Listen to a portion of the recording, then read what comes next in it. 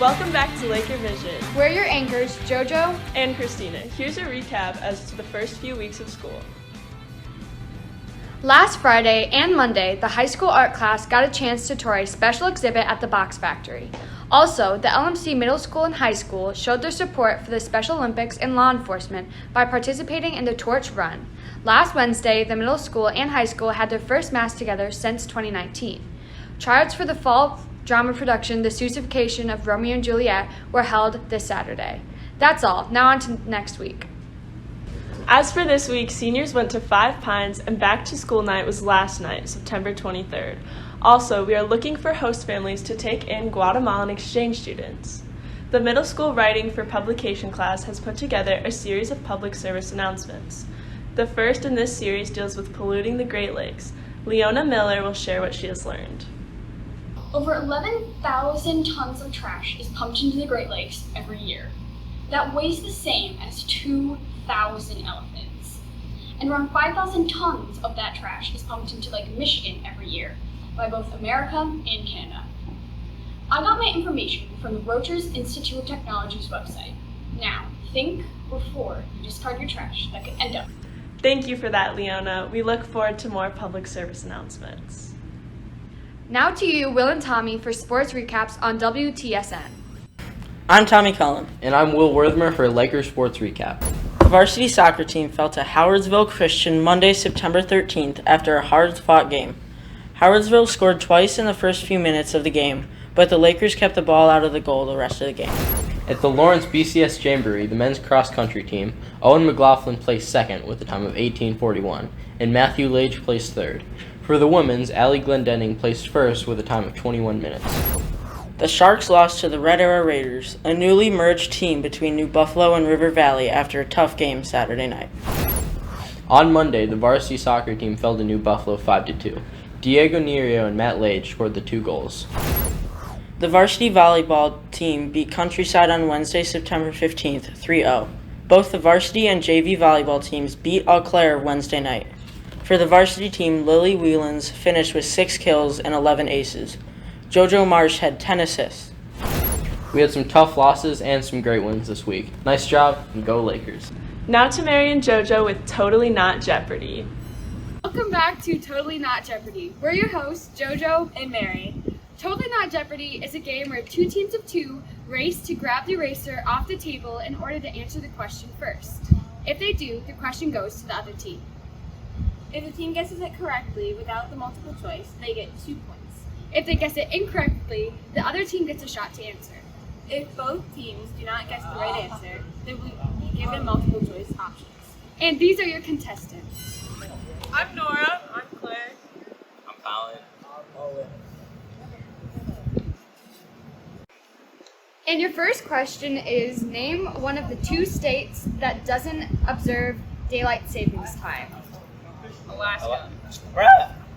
Alaska. Incorrect. My voice Hawaii. Correct. Really? What's the other one? Claire and Nora Arizona, have the correct Brandon. answer of Hawaii and Arizona. There's no way. The score now is 2-0.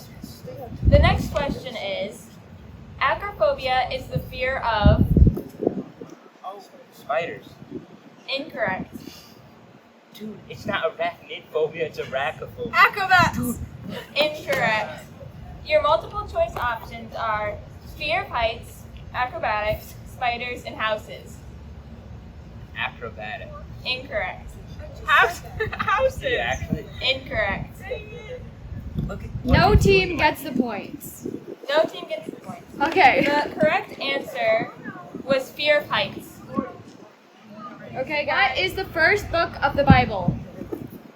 Genesis. Correct. I wasn't ready.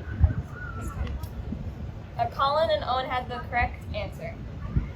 Your next question is, what is water's pH level?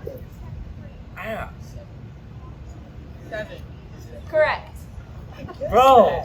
The score did is an article about 2-1. The winning team is Nora and Claire. Congratulations to Claire and Nora for winning the first game of Totally Not Jeopardy! Will Werthermer is hosting a segment called Who's with Will. It's a segment where Will selects one person from the Laker family to interview on a topic of interest to the community. We have here at LMC. So here's Will with his first guest, Senora Veo. Welcome to the first episode of Who's with Will, everyone's first choice for interviews, dialogue, and stories of interest. Today, to help promote the upcoming trip to Guatemala, we have a resident Spanish expert and teacher. Welcome, Miss Veo. Thank you. Thank you for inviting me. So how have you been this fine morning? Excelente. That's well said. So is this going to be your first time going to Guatemala? Yes, it will be my first time going to Guatemala. I hear it's beautiful during the summer. Yes, they're on opposite seasons, but even when I'm going to be going, it's supposed to be around 80 degrees. Oh, that's nice. So, that'll be nice. Yes. Can you briefly explain some of the highlights of the trip, like where you're going to be visiting, where you're going to be doing, any attractions, museums, things like that? I am going to be going June 4th for 8 days, and they haven't given me the agenda yet. I know that I will be attending a conference and finding out about some of the sites and things to do in the area for when our students go later. Oh, wow. Yeah, that'll be great. So as a Spanish teacher, are you going to encourage the kids to speak the native language while you're down there? Absolutely. They're supposed to be going, I think, the week after I go, and I think it's a fabulous opportunity, regardless of the level of Spanish that you're at, to just be immersed in the language and the culture for a week. I think that's a great opportunity. Yeah, it'll be a great learning experience. Absolutely. Would you care to explain some of the value of this trip to both the people going and the school as a whole? Well, I think our school is trying very hard to prepare students for the world the way it is today. And part of doing that is being able to have a global perspective. And it's really hard to get a global perspective if you always stay in your home country.